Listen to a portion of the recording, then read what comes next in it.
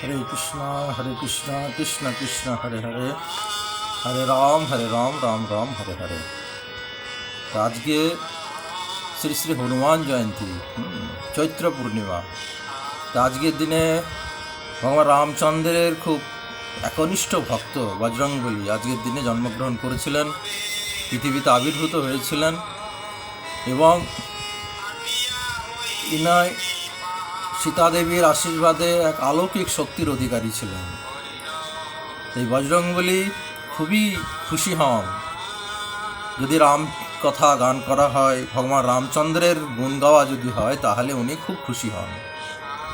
কারণ আমরা রামচরিত মানুষে জানতে পারি, তুলসীদাসজি যখন ভগবান রামচন্দ্রের দেখা পাওয়ার জন্য ব্যাকুল হয়ে গেছিল, তখন তুলসীদাসজিকে এক প্রেতাত্মা বলেছিলেন যে প্রয়াগে দশানন ঘাটে বজরংবলী এখনও রাম কথা শুনতে আসে। তো তুলসীদাস আজ থেকে 500 বছর আগে জন্ম হয়েছিল।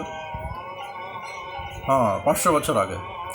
তো উনি তখন তুলসীদাস তখন প্রয়াগের দশানন ঘাটে যায় এবং সেই প্রেতাত্মা ব্যাখ্যা করে দিয়েছিল যে একদম বৃদ্ধ বয়স, তার সারা শরীরে শ্বেত বস্ত্র পরে উনি আসেন এবং রাম কথা যতক্ষণ পাঠ হয় ততক্ষণ উনি থাকেন, তারপরে চলে যায়।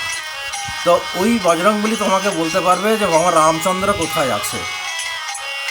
সেই কথা মতো তুলসীদাসজি দশানন ঘাটে যান এবং উনি দেখতে পান বজরংবলীকে।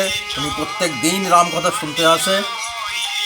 তা তখন ওনাকে প্রণাম নিবেদন করে এবং ওনাকে জিজ্ঞেস করে যে আমি প্রভু রামচন্দ্রের দেখা কোথায় পাবো। তখন উনি গাইড করেন যে চিত্রকূট পাহাড়ে তুমি তার দেখা পাবে।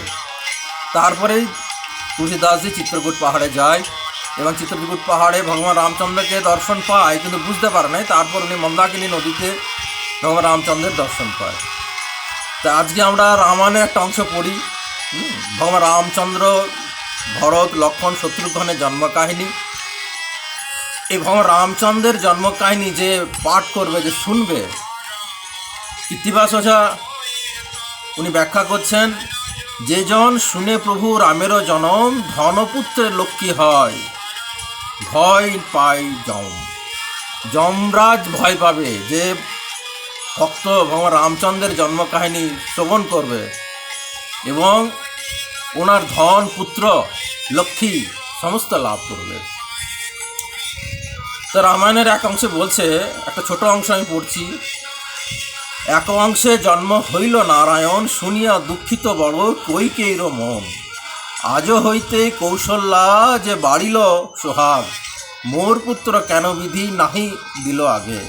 ভগবান রামচন্দ্র জন্ম হয়েছেন, জ্যেষ্ঠ পুত্র রাজা হয় সর্বশাস্ত্রে বলে, মোর পুত্র বিধি কেন আগে নাহি দিলে। বলিতে বলিতে হইল গর্ভের বেদন, কৈকেয়ীর বলেন কুজ্জি গা করে কেমন। মাতা কৈকেয়ী কুজ্জিকে বলছে আমার গা কেমন করছে। ছিলেন মায়ের গর্ভে করি পদ্মাসন, শুভক্ষণে জন্মিলেন প্রভু নারায়ণ। কৌশল্যা রানীর পুত্র, যে রূপে লাবণ্য, সেই নাক সেই মুখ ছিল নহে ভিন্ন। মানে ভরত মহারাজ, রাবণ আর রাম, ভগবান রামচন্দ্রের মধ্যে কোনো তফাৎ নয়। একই তাদের মুখে লাবণ্য, একই মুখ, একই চোখ, একই নাক। কৌশল্যা রানীর পুত্র, সেই রূপের লাবণ্য, সেই নাক সেই মুখ ছিল নহে ভিন্ন। কুজ্জি গিয়া জানাইল ভূপতির ঘরে, হইল তোমার পুত্র কৈকেয়ীর উদরে। শুনিয়া দশরথ রাজা আপন প্রসারে, পুত্র মুখ দেখে গিয়া কৈকেয়ীর ঘরে। পুত্র মুখ দেখি রাজা অতি হৃষ্টমতি, ধন বিতরণীতে দিল অনুমতি। ধন বিতরণ করতে বললেন। সুমিত্রার হইলেন গর্ভের বেদনা, যমজ পুত্র প্রসবে তখন। সুমিত্রা মাতা দুটি যমজ পুত্র প্রসব করলেন। গৌরবর্ণ হইল দেহ বিষ্ণু অবতার, সুমিত্রা প্রসব হইল যমজ কুমার।